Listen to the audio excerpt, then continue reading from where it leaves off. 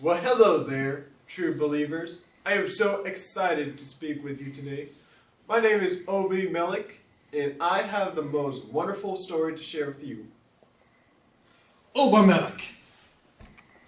What are you doing? What are you bothering these nice people in the strange room with your story again? I tell you, my brother, it will fill the ear of anyone who will listen.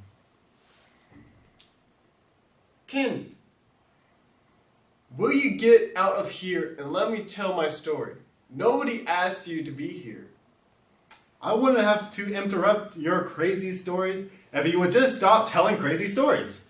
People know you're my brother. We are important people in this land. I can't have you spouting a bunch of nonsense without setting this record straight.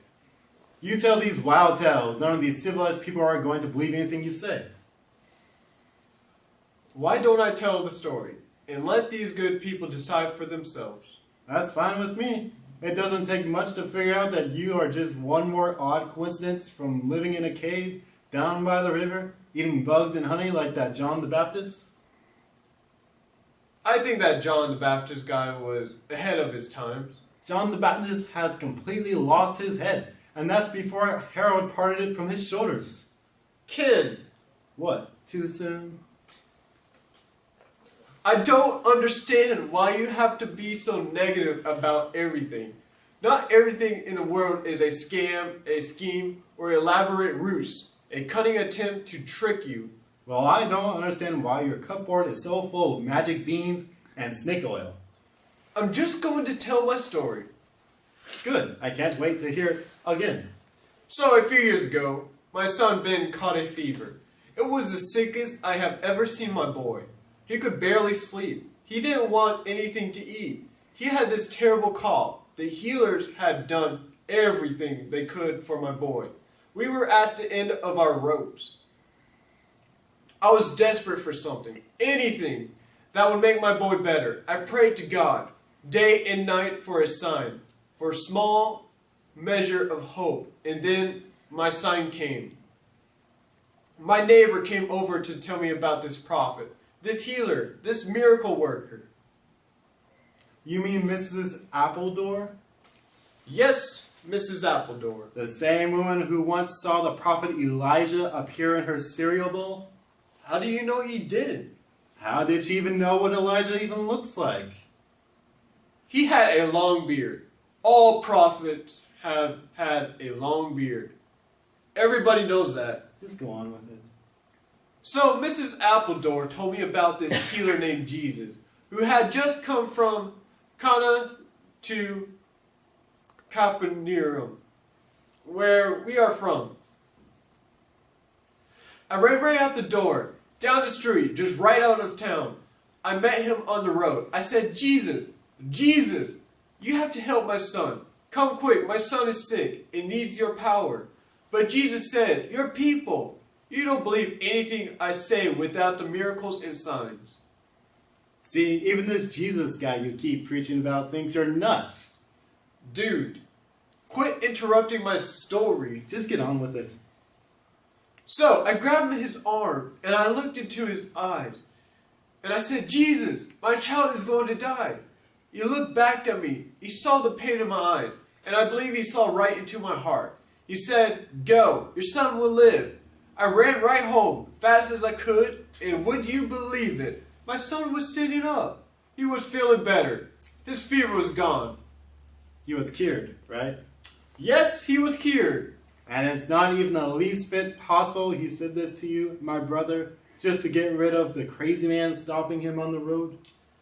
The servants all said he was better in an instant, at the exact moment Jesus spoke.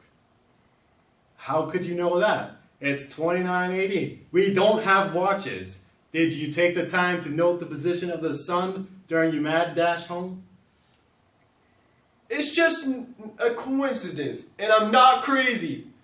Jesus healed my son. Brother, you know I am glad he got better. No one is happier than me, but you lost your job over this.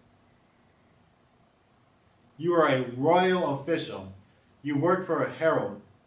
The same guy who beheaded your hero, John. Not a Jesus fan, and yet you couldn't stop talking about him to your boss. Not a prudent career choice, I would say. don't care about that. My son was healed. That's all that matters. God took care of me and mine. Brother, let me tell you a story. These people can listen too. There was once a man caught up in the great flood. The water started rising, and he stood on the table of his house, and he said, God is on my side, I won't be afraid. A man in a boat paddled by, and the man said, Friend, hop in, I'll bring you to safety. The man said, No, God is going to save me. So he left, and the water kept rising, and the man went upstairs. And another boat came by. Same thing happened. No, I'm good. God is going to save me. But it kept on raining, and the water rose higher, and the man climbed on the roof. And then the ark came by, Noah himself, at the helm of all creatures, 2 by 2, and Noah said, Friend, come aboard. But the man said, No, you crazy old Noah, God is going to save me. You know what happens, right? The man drowns. And he appears before the throne of God. And he asks our heavenly Father, Lord, why didn't you save me? And God replies, 2 perfectly good boats and an ark came by. Why are you still bothering me? I don't get it. Why tell me that? Because you are just like that man, Obi. You keep looking for a miracle, a sign, and so you see what you want to see. Sometimes, bro, sick kids just get better. It's not a sign. It's just well and good. But that's just it, Ken. I don't think you even understand your own story. I think you are like that man. God sends us miracles all the time, and we can see them for what they are, or we can see them as some random coincidence. And I have to tell you, Ken, I'd rather take a chance on a miracle that missed my boat completely. I could prove Jesus phoned in that miracle for me. No, I can't prove the rainbow is a sign from God every time it stops raining, but I can thank God for every time it does. Yes, I lost my job, but I have my son, and I have my faith in God, and it is getting me through it. Oh my goodness, Obi. You are just hopeless. I give up. That's the difference between you and me, brother. I'm not hopeless at all. All I have is hope, and it's because of that hope I'll never give up on you. Let that be your proof. Come on, brother. We've taken enough of their time with our stories. Well, I'm obviously still working on my brother, but today, good people, I hope I've at least inspired you. Thanks for listening.